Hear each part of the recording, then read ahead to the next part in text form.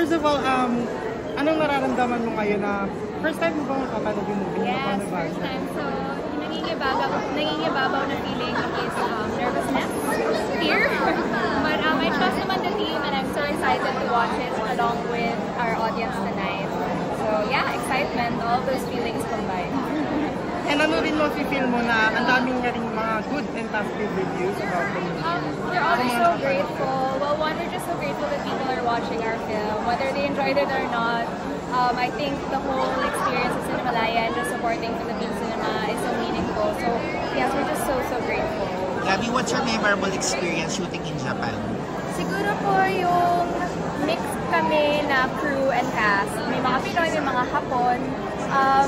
And minsan hindi kami nagkakaintindihan kasi may language barrier. Pero nakapag-connect kami, nakapag-build kami ng community doon. And I think that was so beautiful. Na in the process of telling the story, we were able to make our own family and community. Aside from your film, what other films are you excited to watch in the Cinemalaya? Gosh, yung Gulay with Cedric Juan, I have to watch. Actually, lahat naman ng gusto ko talaga papanoorin.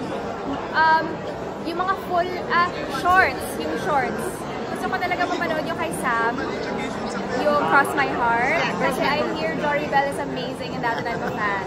So yun yung those are what come to mind right now. And ngayon halos second mo ata, magkasunod na year, last year Gitling, ang dami rin mga nanood. And ngayon, how does it feel na talaga magkasunod na year, Cinemalaya? Parang, we're always part of Cinemalaya. 20 years here. Again, it's just gratitude. I'm so grateful to have the chance to be part of the festival again.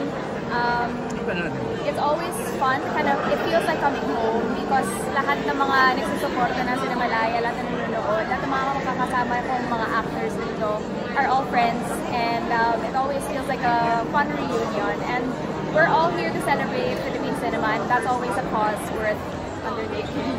And ano yung i-expect nila dito sa'yo na kakaiba? Since nung Gitling kasi ibang Gabby rin nakita natin. Ibang naman siya, ibang lalim naman yung pinaghuhugutan ni Ella. And I feel like this story, the beauty of it is yung restraint niya. Although it's something as deep as grief, what I think I love about Sir Direk Jaime's writing of this is it has so much restraint and it's such a slow burn, it's such a quiet film. So, yeah. So, yung undercurrents lang yung mafe-feel mo and hopefully it translates. Gabby, how was it working with your co-actress na yung nagbida sa sa my God, si Arisa, sobrang husay niya. It was such a wonderful experience and she's so generous on cam and in real life and although we just met like a few days before we started shooting, she made it so easy to bond with her and to build a relationship with her because we had to play sisters. So, yeah, great. And favorite part or scene mo sa movie na, without spoiling it, like dati kasi diba yung inasal kasi sa Gitling, diba? Yun yung tumatak. Favorite part? Marami kami mga long shots na naglalakad lang kami ni Arisa and yung scenery talaga, yung showcase ni Direk Dan, sobrang husay na cinematography niya dito. So I'm very excited for you guys to see that. And question naman, so kasi madalas niya nasa independent films ka, ganyan. So are you having like a mainstream ba in the future? I'm open to whatever medium, whatever kind of opportunities to have to tell stories naman. So no particular avenue or but yeah, just open to whatever.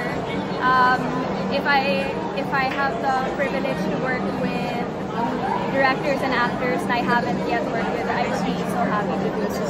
After ko ba sumiabang ka sa film na yun? Hindi ko ba pwedeng ma-disclose? Secret muna. Hindi ka indie ulit or mainstream? Lagi na lang, you work with Elijah Canlas before sa Kalal TV. So are you willing to work with him again? Of course. I would love to work with Elijah. That was such a fun experience. With Direk Jun also, I would love to work with Direk Jun again. Of course, I would love to. And lastly na lang, may iba ka pa bang gusto maka-work since dami mo naka-work? Like kapamilya or kapuso or anything? Marami. I'd like to work with Nisha Main again. She's one of my theater idols. It's Dolly again. We work with each other in Billy and Emma. Sila yung mga actresses that I would love to do talaga. Yeah, those How about mga sikat na love team ngayon? Like, tatlong tao ngayon na may movie silang parating. Are you willing to be part of it? Of course, I'm open to whatever. Open lang tayo. And if ever, anong gusto mong role with them? Well, pwede naman kontrabida, masaya din yun. Kakaibang Gab.